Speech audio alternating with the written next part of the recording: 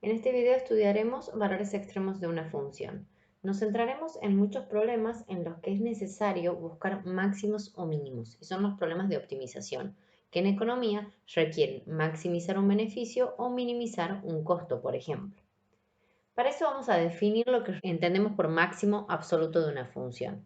Damos una función f, teniendo un c que pertenezca a su dominio, vamos a decir que f de c es un máximo absoluto si y solo si todos los valores del rango son más chicos o iguales que este valor que hemos denominado máximo para todo el dominio de la función. Prestemos atención entonces que si este es nuestra medida del f de c, todos los valores del rango son más pequeños que el que nosotros estamos trabajando. Presten atención de que f de c es un máximo. Entonces, cuando hablamos de máximo absoluto, hablamos de un valor del rango de la función. Cuando hablamos de mínimo absoluto, nos volveremos a situar sobre un valor del dominio de la función y vamos a decir que su correspondiente valor del rango, f de c, es mínimo absoluto si y solo si, mucha atención a esto, todos los valores del rango son más grandes o iguales que el valor en el que estoy situada para todos los x del dominio de la función. En este caso vamos a decir que estamos en presencia de valores extremos, tanto el máximo como el mínimo absoluto, donde el máximo absoluto no hay nada de gráfica por arriba de ese valor y en el mínimo absoluto no hay nada de gráfica por debajo de ese valor. Son los valores del rango más grande y más chico de todos los valores del rango de la función. Vamos a ver algunas observaciones. En el caso de que existan, ya sea máximo o mínimo, estos valores serán únicos. Pero si son únicos, no quiere decir que sean alcanzados en un único valor del dominio, porque por ejemplo podemos tener una gráfica como esta, donde este valor del rango se alcanza para este valor del dominio y para este valor del dominio.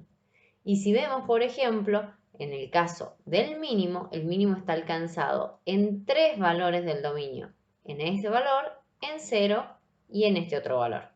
Entonces aquí teníamos un único máximo absoluto alcanzado en dos lugares y un único mínimo absoluto alcanzado en tres valores del dominio de la función. Otra observación es que no necesariamente todas las funciones van a tener extremos absolutos. Miremos esta función definida por menos x al cubo, vemos que no tiene ni máximo ni mínimo absoluto. No hay un valor del rango por arriba del cual ya no tenga gráfica, porque por ejemplo, si nos vamos hacia menos infinito, esta gráfica se irá hacia arriba, es decir, no va a haber un valor más grande que todos los demás. No tiene un techo, no se corta. Y lo mismo ocurre cuando me voy hacia infinito. La gráfica se irá infinitamente hacia abajo. Por eso tenemos menos infinito. No habrá un mínimo absoluto. Esta función que está graficada no tiene extremos absolutos. Vamos a introducir un teorema que nos va a permitir ya ir identificando algunas funciones en las que vamos a saber que sí tienen máximo y mínimo absoluto.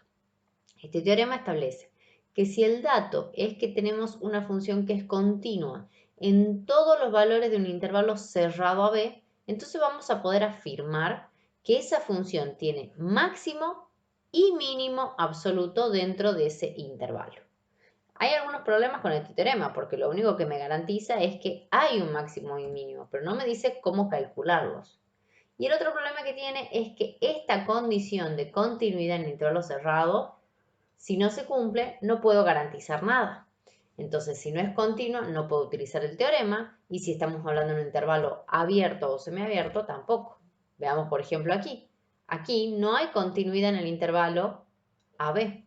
¿Y qué pasa? No puedo garantizar de que haya un máximo absoluto, y en este caso, que tengo un intervalo abierto en AB, tampoco tengo ni máximo ni mínimo absoluto. O sea que este teorema es bastante limitado en cuanto a su aplicación. Analicemos entonces un poco más. Si miramos la gráfica con la que habíamos estado trabajando, pero en lugar de situarnos en todo el dominio de la función, nos concentramos en un intervalo, por ejemplo, los valores próximos a este valor del dominio C, es decir, en un vecindario de C. Y notemos qué pasa con f de C en ese vecindario. F de C es el más alto de todos los valores del rango en ese intervalo que estamos trabajando. O sea que sería un máximo, pero no puede ser un máximo absoluto porque ya habíamos visto que no era el valor más alto de toda la función. Pero podemos decir que es máximo en ese vecindario, es decir, es un máximo relativo de la función. Y podríamos hacer el mismo análisis, por ejemplo, para ver qué pasa en D. F de D, si me sitúo en un vecindario de D, por ejemplo, vamos a ver que f de d es el valor más bajo de todos los valores del rango de ese vecindario. Entonces f de d va a ser un mínimo relativo de esta función. Y lo mismo puede ocurrir, por ejemplo, con f de e, con f de h, son mínimos relativos y por ejemplo, f de g será un máximo relativo de la función. Como la función se corta aquí, también tenemos en i un máximo relativo. Vamos a definirlos entonces a estos nuevos valores extremos que hemos encontrado. El máximo relativo vamos a tener, de nuevo, nos situamos en un valor del dominio y vamos a decir que su correspondiente valor del rango es máximo relativo si y solo si existe algún vecindario de este valor del dominio en el cual todos los valores del rango sean más chicos o iguales que este valor del rango, pero ya no para todo el dominio de la función, sino para todos los x que pertenezcan a ese vecindario intersectado con el dominio de f, porque este vecindario no es cualquier vecindario, tiene que estar dentro del dominio de la función. Y para definir mínimo relativo, muy similar, nos situamos en el dominio, vamos a decir que este valor del rango es un mínimo relativo, si existe, sí, solo si existe un vecindario en el cual ahora todos los valores del rango sean más grandes o iguales que f de c, de nuevo para los x pertenecientes al vecindario CH intersectado con el dominio de f. Analicemos qué ocurre con la derivada en los valores donde se alcanzan los extremos relativos. Tengo tangente horizontal en cada uno de esos. Y por ejemplo, en f de h no hay tangente única, no hay derivada. Entonces aquí teníamos una derivada igual a 0 y aquí no existe la derivada. Y aquí tampoco va a existir la derivada porque no tengo función por valores mayores. Eso nos va a dar un nuevo dato. Ahora el dato va a ser que si lo que nosotros conocemos es que hay un valor extremo, entonces vamos a poder concluir que o la primera derivada en ese valor del dominio vale 0, o la primera derivada en ese valor no existe. Por lo tanto, C es un valor crítico del dominio de F. Esta condición necesaria ya nos está diciendo, a ver, si vas a encontrar un valor extremo, tiene que ser en algún valor crítico del dominio. Pero ojo, porque no todos los valores críticos del dominio son valores en los cuales haya un extremo relativo. Por ejemplo, en la que habíamos analizado, en 0, la primera derivada vale 0 y sin embargo, ahí no hay un valor extremo. Ya habíamos establecido que no tenía extremos esta función. Entonces, más allá de que se cumpla que la primera derivada vale 0, no hay valor extremo. Entonces, si bien nos indica ya que si queremos buscar valores extremos, ¿a dónde los tenemos que buscar? Es en los valores críticos. ¿Cómo vamos a saber cuáles de esos valores críticos admiten valores extremos? Entonces, para eso vamos a ver alguna condición suficiente, que es el criterio de la primera derivada. Cuando tengamos una función que tenga la condición de ser continua en un vecindario y derivable en el vecindario reducido, vamos a analizar el signo que tiene esta derivada antes y después de este c.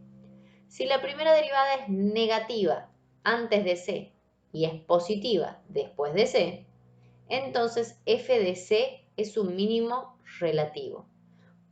Lo relacionemos con lo que habíamos visto en el video anterior. Una primera derivada negativa implicaba una función decreciente, es decir, se va hacia abajo. Y luego empieza a crecer porque tengo primera derivada positiva. Por eso es que aquí hay un mínimo relativo. Si ocurre al revés ahora, primera derivada positiva antes de c, viene creciendo.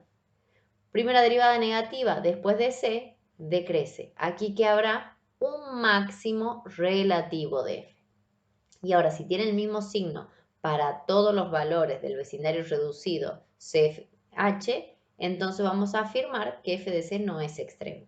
Ojo que todo esto lo puedo concluir porque tengo la condición de continuidad. Analicemos entonces cómo vamos a estudiar esto. Queremos estudiar los extremos relativos y absolutos de esta función.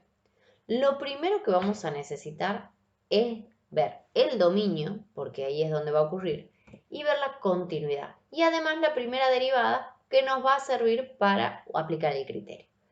Ya tenemos dominio en los reales y continuidad en los reales. Primera derivada toma esta forma y es fácil ver que existe para todos los valores del dominio de f, o sea que no hay valor crítico por no existencia, y vale 0 en estos dos valores del dominio. Analicemos entonces de todo el dominio del conjunto de los números reales, lo vamos a partir en menos 2 y en 0. Entonces veamos si es que antes de menos 2 y después de menos 2 hay algún cambio de signo de la primera derivada y lo mismo después de 0. Entonces vamos a partir el dominio de la función en 3 intervalos y veremos qué signo tiene esta derivada en esos intervalos.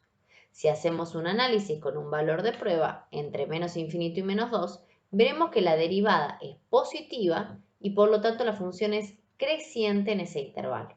Entre menos 2 y 0 es decreciente y de 0 en adelante vuelve a crecer. Eso implica que, por criterio de la primera derivada, como antes de menos 2 es positiva la primera derivada y después de menos 2 es negativa, vamos a decir que f de menos 2, que vale aproximadamente 0,5, es máximo relativo de f. Pero fijémonos que esto ocurre también porque la función es continua en x igual a 2. Analicemos ahora en 0. Si viene siendo decreciente antes de 0 y pasa a ser creciente posterior a 0, vamos a decir que f de 0 igual a 0 es mínimo relativo de f, nuevamente por la condición de continuidad.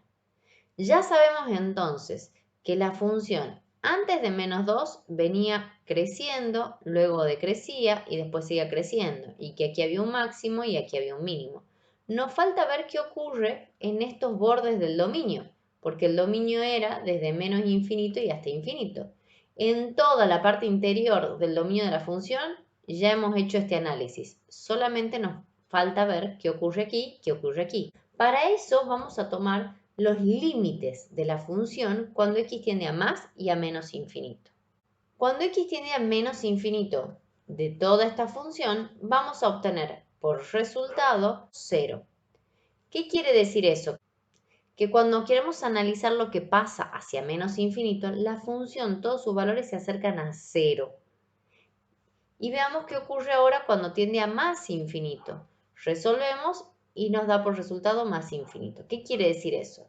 Que este valor que habíamos encontrado como máximo relativo no puede ser absoluto. ¿Por qué? Porque aquí me está diciendo que hay una parte donde la función se va infinitamente hacia arriba. Ahora veamos en cuanto al mínimo. Si el mínimo era 0, para este lado me está diciendo que se va hacia arriba, o sea, no va a ser más chiquito que ese valor. Y acá se va a acercar a 0 y no lo va a tocar, o sea que tampoco va a ser más chiquito que ese valor. Entonces este, que era un mínimo relativo, pasa a ser ahora también mínimo absoluto de la función. Bosquejando la gráfica nos quedaría algo más o menos como esto. Agreguemos ahora un criterio más, el criterio de la segunda derivada para la determinación de los valores extremos. En este caso vamos a necesitar que la función sea derivable en un vecindario CH. ¿Y por qué vamos a necesitar que sea derivable incluso en C? Fíjense que ahora el vecindario es completo. Porque vamos a necesitar la condición de que no solo sea derivable, sino que la primera derivada valga 0. Y a su vez que la segunda derivada no valga 0. ¿Por qué necesitamos que no valga 0? Porque quien nos va a decir si hay un máximo o un mínimo es el signo de la segunda derivada. Si la segunda derivada es mayor que 0, vamos a decir que f de c es un mínimo relativo. Y si la segunda derivada es menor que 0, vamos a decir que f de c es un máximo relativo de f. Como por ejemplo, el dominio de esta función es todo el conjunto de los reales y es una función que es continua en todo su dominio. Siempre dejamos escrito eso. Vamos ahora a calcular la primera derivada para analizar dónde hay valores críticos. Tenemos esta primera derivada cuyo dominio será también el conjunto de los números reales.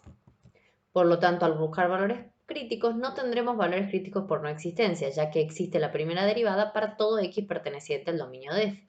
Tenemos que buscar ahora valores críticos por igualar a 0 la primera derivada. Los valores que hacen 0 la primera derivada serán 1/2 y menos 1/2, que son parte de su dominio, por lo tanto son valores críticos. Los únicos valores críticos que tenemos son por igualar la primera derivada a 0. Tenemos entonces para poder analizar el criterio de la segunda derivada. Para eso necesitamos calcular nuestra segunda derivada. La calculamos desde esta parte, que está más sencilla, y tenemos que la segunda derivada es igual a 4x cubo, y el dominio de esta segunda derivada también será el conjunto de los números reales. ¿Qué nos interesaba de esta segunda derivada? El signo que toma para estos dos valores que hemos encontrado. Si yo tengo 1/2 al cubo positivo por 4 positivo, eso quiere decir que esta segunda derivada es positiva. Por criterio de la segunda derivada, f de 1/2 será entonces mínimo relativo de f.